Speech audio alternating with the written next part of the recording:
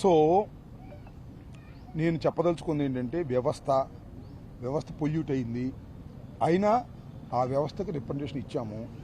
మీరేది ఏంటంటే పోలీసులే ఆ రోజున దాడిలో వాళ్ళకి సహకరించారని చెబుతున్నారు కదా, వాళ్ళకే రిప్రజెంటేషన్ ఇచ్చారు కదా అని మీరు అంటున్నారు. ఎస్, ఇచ్చాం. వాళ్ళు ఏమన్నా రియలైజ్ అవుతారేమోనని. రియలైజ్ కాకపోతే న్యాయస్థానం ఉంది కదా. వీళ్ళకి రిప్రజెంటేషన్ ఇవ్వకుండా న్యాయస్థానానికి వెళ్ళడం నాకు ఇష్టం లేదు. కాబట్టి రిప్రజెంటేషన్ ఇస్తాం. రీజనబుల్ టైంలో వాళ్ళు యాక్షన్ తీసుకుంటే వెల్, రీజనబుల్ టైంలో యాక్షన్ తీసుకోకపోతే హైకోర్టుకు వెళ్ళి హైకోర్టులో న్యాయ పోరాటం చేస్తాం. ఇది సిస్టంలో చేయవలసినటువంటి బాధ్యత. ఒక బాధ్యత గల పౌరుడుగా నాకు ఉంది కాబట్టి పోలీసు వారికి ఇచ్చాం, డీజీపీ గారికి ఇస్తాం. ఇది ఒక సిస్టమ్. ఈ సిస్టంలోకి మేము వెళ్ళి ధర్మంగా మేము చేయాలని అనుకుంటున్నాం లాజికల్గా. అది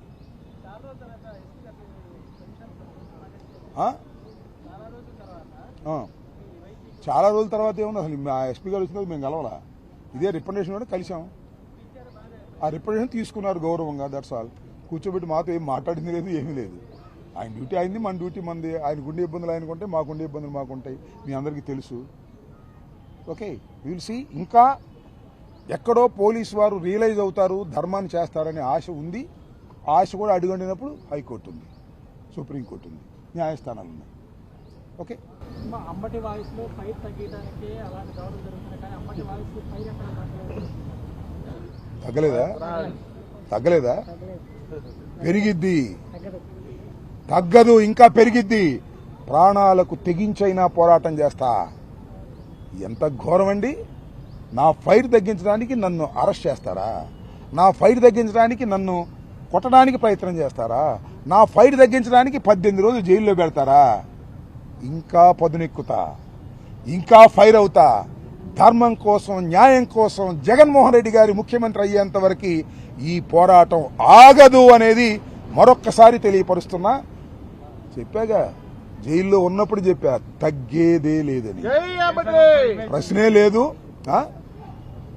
అట్ట ఎక్కడ పెడితే అక్కడ అనరు, మళ్ళీ జైల్లో పెట్టినప్పుడే అంటాం. ఓకే, సో ఫైర్ తగ్గదు. దానిలో మీరు ఏ విధమైన సందేహపడాల్సిన అవసరం లేదు. అడ్డబడ్డాగా చూపించరులే, ఐ డోంట్ వర్రీ. సంక్రాంతి ఆగాగు, సంక్రాంతికి డాన్స్ చేస్తాను, జైల్లో ఉన్నప్పుడు సింబల్ ఇస్తాను. ఆగాయా నువ్వు? ఇప్పుడు ఆ రోజును కూడా నేను ఎందుకన్నాను మీరు అర్థం చేసుకోండి. ఏదో హోంమంత్రి గారు ఉందంట, మాజీ మంత్రి గారు అంత ఇదిగా అంటున్నాను. ఎందుకన్నాను నేను? ఇలా మాట్లాడే అవకాశం నాకుందా? మీరు వస్తే నాకు ఇంటర్వ్యూ ఇచ్చే అవకాశం ఉందా? నా గురించి ఏమనుకుంటున్నారు చాలా మంది అని నాకు అనుమానం. రాంబాబు పని అయిపోయింది అనుకునేవాడు ఉంటాడు ఒకడు, రాంబాబు అయిపోయాడు అనుకుంటాడు ఒకడు, రాంబాబు ధైర్యం కోల్పోయాడు అనుకుంటాడు ఒకడు. ఒకే ఒక్క సింబల్తో రాంబాబు ధైర్యం కోల్పోలేదు, రాంబాబు తగ్గలేదు, రాంబాబు తగ్గడు. కేసు మీద కేసు పెట్టినా, పీటీ వారెంట్ మీద పీటీ వారెంట్ పెట్టినా, లోపల ఎన్ని రోజులు పెట్టినా తగ్గేదే లేని చెప్పడానికి సింపుల్గా ఒకే ఒక్క జెక్చర్తో మీ అందరికి అర్థమైంది కదా. అలాంటి సందర్భంలో వాళ్ళు మాట్లాడడానికి ఇంత అవకాశం ఇచ్చినప్పుడు ఇంక జంక్చర్స్ ఎందుకు? మాట్లాడుతున్నా కదా. అందువల్ల బ్రదర్, ఫైర్ తగ్గదని కూడా మరొకసారి చెప్తున్నా. Thank you. మా అధినేత తగ్గమండవు, పెరగమండవు. అది ఆయన చట్ట ప్రకారం ఏం చేయాలో అది చేస్తాడు. మా అధినేత ఆశీస్సులు మాకు ఎప్పుడు ఉంటాయి. నేను ఖచ్చితంగా మా అధినేత ఆశీస్సులు పొందే విధంగా, రాష్ట్ర ప్రజల ఆశీస్సులు పొందే విధంగా చట్ట ప్రకారంగా ప్రవర్తించేటటువంటి వ్యక్తే ఈ అంబటి రాంబాబు తప్ప చట్ట వ్యతిరేకంగా ప్రవర్తించేటటువంటి ధోరణి నాకు ఇప్పుడు లేదు, ఎప్పుడు లేదు. ఎవడండి చెప్పింది? ఎవడు చెప్పాడు చెప్పు?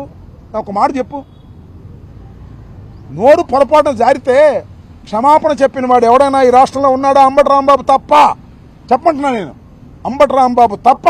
నోరు జారితే ఆవేశంలో క్షమాపణ చెప్పినటువంటి వ్యక్తి చివరివాడు, మొదటివాడు అవుతాడు అంబటి రాంబాబు. నాకు జ్ఞానం ఉంది, నాకు ఏది తప్పో రైటో గ్రహించే శక్తి ఉంది. ఆ క్షణంలో గ్రహించలేకపోయాను, ఎమ్మటే వచ్చి చెప్పాను కదా. ఎవడైనా చెప్పారా పొలిటికల్గా? ఎంతమంది నోరు జారారు? ఎవడైనా చెప్పాడా? అంబటి రాంబాబు చెప్పాడు. అది నా యొక్క నైజం అని కూడా ఈ సందర్భంగా మనవి చేస్తున్నాను. అదే నా ధైర్యం, అదే నా నైజం, అదే నా ఫైర్ కూడా అని ఈ సందర్భంగా చెప్పవచ్చు. ఓకే.